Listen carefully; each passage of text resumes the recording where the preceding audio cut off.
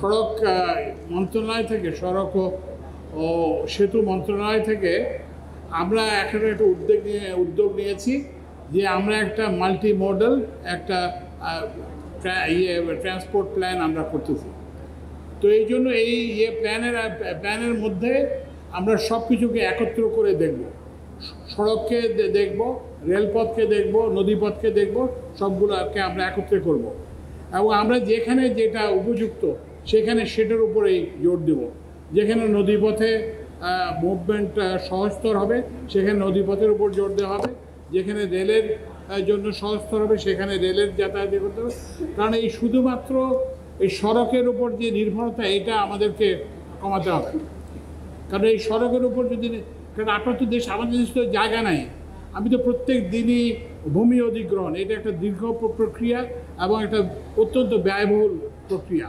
তো এই জন্য আমাদের এই সড়কের যে থেকে আমরা এই বুভুক্ষা থেকে বেরিয়ে আসতে হবে এবং আমরা অন্যান্য মোড অফ ট্রান্সপোর্টেশনের উপরে আমাদেরকে জোর দিতে হবে।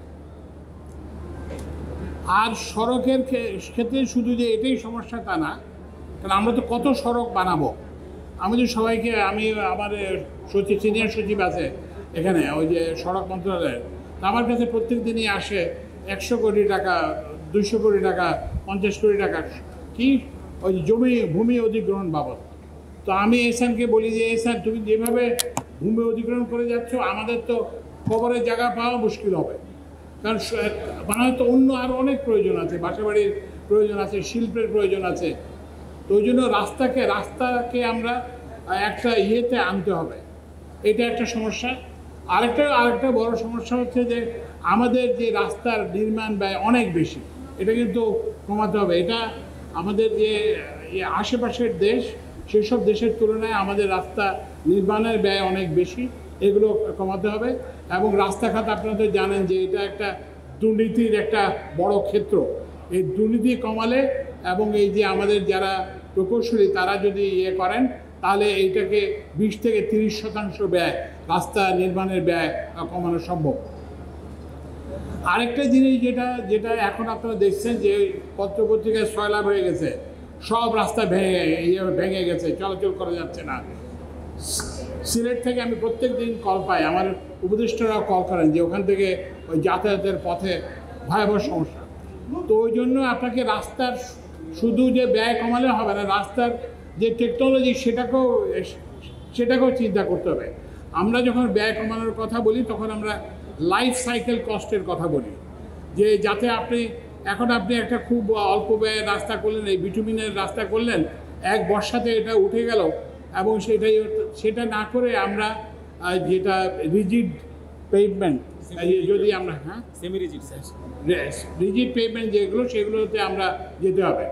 তো ওই জন্য এই যে সড়ক খাতে যে বর্তমানে যে অব্যবস্থা চলতেছে, এই অব্যবস্থা থেকে আমাদেরকে পরিত্রাণ পেতে হবে।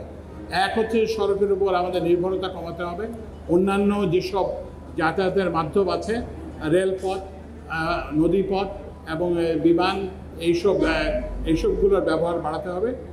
এবং ওই যে ঢাকা শহরকে এই ধরনের বাইপাস আমাদেরকে করতে হবে যাতে আমরা বড় শহরগুলোকে যানজট থেকে মুক্ত করতে পারি। এবং ওই যেটা বললাম যে এখানে সড়ক নির্মাণে ব্যয় কমাতে হবে এবং সড়ক নির্মাণের যে টেকনোলজি সেটা কমাতে হবে, পরিবর্তন করতে হবে যাতে বছর যাতে রাস্তা খারাপ না হয়ে যায়। আর সবচেয়ে যেটা দুঃখের বিষয়, আমি এটা সব জায়গায় বলি, শুধু যে সড়কের ক্ষেত্রে তা না, যে এখানে একটা চীনের ঠিকাদার কাজ করতেছে, আমি ওই বিদ্যুতের ওদেরকেও বলি, কিংবা জ্বালানির যারা তাদেরকেও বলি, এবং অন্য সব রেলেরও তাদেরকে বলি যে আর কতকাল বাইরে থেকে লোক এসে আমাদের সড়ক বানিয়ে দিয়ে যাবে, আর কতকাল আমাদের বাইরে থেকে লোক এসে আমাদের সেতু বানিয়ে দিয়ে যাবে, আর কতকাল আমাদের বাইরে থেকে লোক এসে আমাদের রেলপথ বানিয়ে যাবে। ইভেন একটা ফিজিবিলিটি স্টাডি, যেটা রেলের জন্য একটা ফিজিবিলিটি করবে, কোথায় যেন ওই যে টঙ্গী জয়দেবপুর ওই রাস্তাতে। তো আমি বললাম যে এটার প্রয়োজন নেই, কারণ ওখানে একটা অলরেডি রেলের রাস্তা আছে, তারপরে সেখানে তো এত হাজার মাইল কিলোমিটার রেলপথ হলো, এখন তোমরা এটার ফিজিবিলিটি স্টাডি করতে পারবে না, মহাভারত অশুদ্ধ হয়ে যাবে। তাহলে আমাদের এত ইঞ্জিনিয়ার থেকে লাভ কী, আমাদের এত প্রকৌশলী থেকে লাভ কী? তো ওই জন্য যে প্রকৌশলীদেরকে কিন্তু দায়িত্ব পালন করতে হবে। এবং আমাদের প্রকৌশলীতে এই কারণে বেকার, এই যে বুয়েট থেকে পাশ করে একটা ছেলে যখন, একটা মেধাবী ছাত্র যখন হয়, সেটা আমাদের জাতির জন্য লজ্জা। তো ওই জন্য আমাদেরকে ইঞ্জিনিয়ারদেরকে যারা করবেন, তারা ভবিষ্যতের কথা করবেন, এবং নিজেরা যাতে একটা রাস্তা করে দেখান, নিজেরা একটা কি বলে যে নিজেরা একটা পাওয়ার প্ল্যান্ট করে দেখান, নিজেরা একটা ট্রান্সমিশন লাইন করে দেখান। এটাই কিন্তু আমাদের পথ। আমাদেরকে এই যে বিদেশ নির্ভরশীলতা থেকে ক্রমে মুক্ত হয়ে আসতে হবে।